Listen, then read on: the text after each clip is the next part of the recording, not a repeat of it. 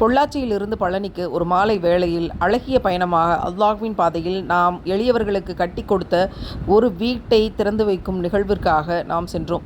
அழகிய முன்மாதிரி என்று அவர்கள் அத்தனை பாமரத்தனத்தோடு எழுதியிருந்தார்கள். கள்ளம் கபடமற்ற மனிதர்களின் எழுத்தாக அது இருந்தது.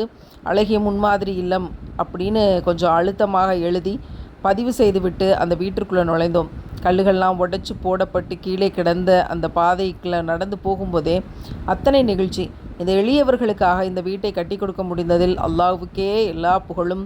மாஷா அல்லாஹ். ஒரு அருமையான ரொம்ப சந்தோஷம் உங்களுக்காக இந்த வீடை கட்டி தந்ததுல. கட்டி தந்தவங்களுக்காக நிறைய துவா செய்யுங்க.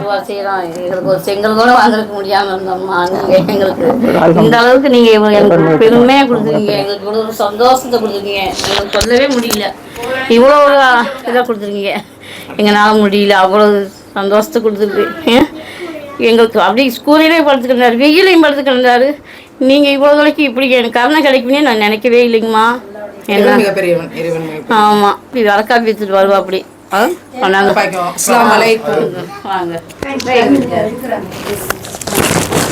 உங்களுக்கு ட்ரெஸ், புது ட்ரெஸ் வாங்கி.